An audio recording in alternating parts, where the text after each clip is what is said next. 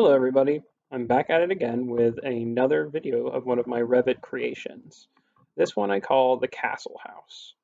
So the backstory behind this one is that when I was younger, maybe like 10 or 11 years old, I would often fantasize about being an architect and design ideas that I thought would be cool. And one that I kept coming back to was the idea of what if the four corners of the house, instead of just regular corners? What if I had sort of four octagons? And then I could have extra windows on each side of the octagon. And on the second story, those could be bedrooms. And maybe I could make the house look sort of like a castle. So that is one the idea I had in the back of my head that I sort of revived when I felt like being creative a few weeks back. So that's the conceit behind the design. You'll notice that each corner has the octagon shape, except on top of the garage. I had to compromise there because I needed to fit the cars into the garage. So if you orbit around the house, you can see the towers, both in the forms of the octagons and these little towers I put on the roof to emphasize that castle-like feature, as well as the outside material on the walls, concrete blocks that I thought sort of hammered home that castle idea. So that's the idea behind my castle. I'm going to switch to first person view. That lets me walk around here. Let's walk into the house. So you'll notice that I have these little archways that I thought were sort of cute, and it gives you a spot to escape the rain, to put your welcome mat before you walk inside here. Let's go in though. Okay, so here we have our living room.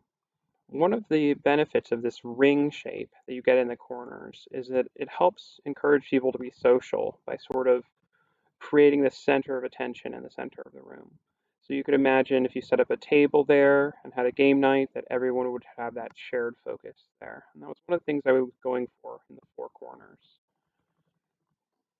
This bottom west corner here is the garage. You'll notice there's even a little bit of storage space I snuck in. Because of the unusual shape of the design, I got more closet space than I typically would. We go in here, that's where I tuck the laundry room. If I can, it's nice to put the laundry room close to, let me walk forward a bit, I'm kind of close to the wall there.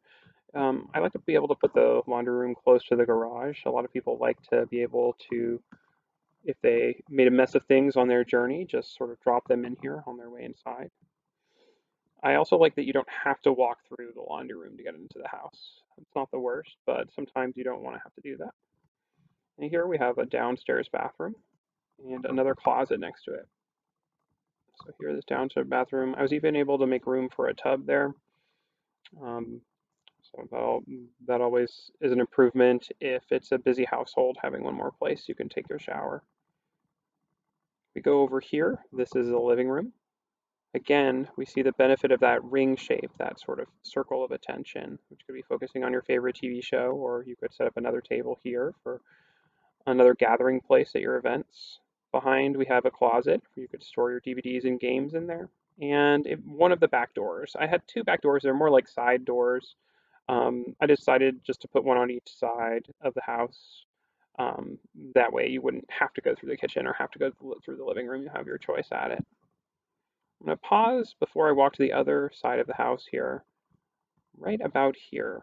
So let's say I were to look upwards. You can see the balcony for the second story, but if you keep looking up, you can see that glass feature at the roof there.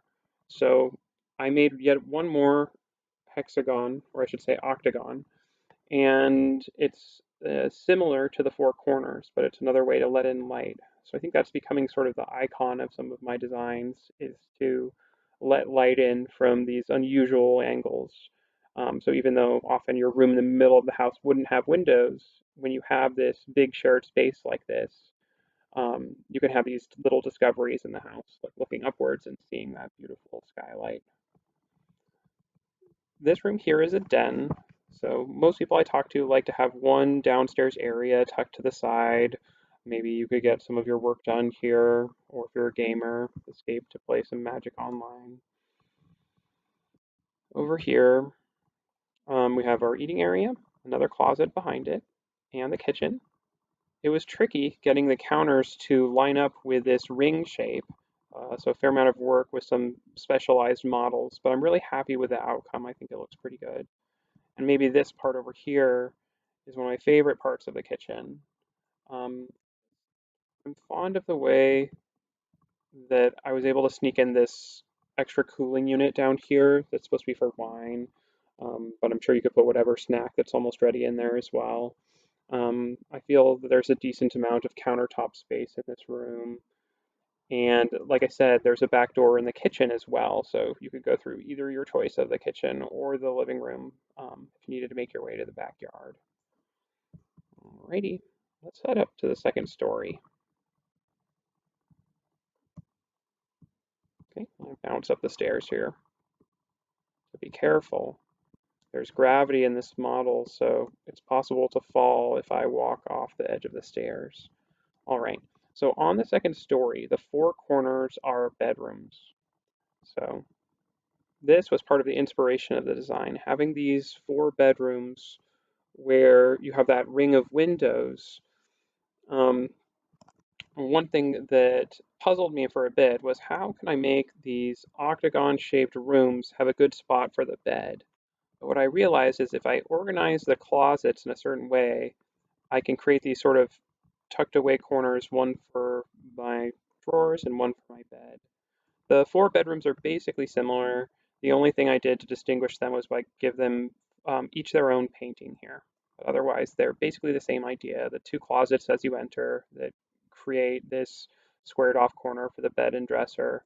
But then if you look the other way, you can see the ring of windows. They're big bedrooms, about 400 square feet each. So that's a good size. Say I leave the bedroom, I have a closet and a bathroom here. And then the bathroom was big enough that I was able to fit a whirlpool tub there. And you'll notice this was true for the counters downstairs as well, that the design on the counters mimics the concrete blocks on the walls. So you get more of that castle feel from the countertops as well. Here we have another bedroom.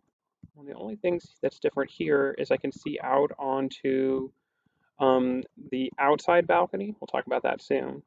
And of course, it gets its own painting. All right, let's get on to our outside balcony. This is one of my favorite parts. If we go out these doors, we get another archway and this little grassy area tucked away here where maybe you could enjoy a margarita after a tough day, leaning over the balcony. Um, I really like the way this one looks both if you come at it from this angle where you're walking through the archway and when you were looking up at the house from the outside. I think it just sort of came together in a way that's very inviting. Yeah, make my way to the next bedroom here. This one is a master bedroom. That's because it's a little bit bigger since it's on top of the garage. All the other ones had that true octagon, whereas this one has a larger corner there, so it's a bit bigger. Okay, but otherwise, we got the double closets and the space for the bed and for the dresser. We have another set of bathroom and closet on that side, same as the room opposite. And here, the last bedroom. So again, back to the octagon shape, that ring of windows, and its own painting. Let's head up to the roof. So I have this set of stairs on top of the other, and if I walk up here, let's say I look up, you'll notice there's this sort of glass slanted panel. I needed the roof here to get a bit higher because we walked up another half set of stairs, and I need to be able to fit this door here. And if we walk out this door, it'll drop us to this little terrace. And here you can see the spiral staircase that takes us up to the roof. All right, gotta be careful here. In real life, those railings would keep me in order, but in this 3D model, it's pretty easy to walk through the railings, so I'm gonna be careful and take my time. Alrighty, and that's it. I've made it to the roof. Um, a couple of things of note, we can see the glass skylight there. You can see the slanted glass roof there, and there are several of these elements here that have the towers with the little lights on them. So I made sure that you could turn on the light and see even on a dark night. So that's it. That's the idea for my castle house. I hope you enjoyed it.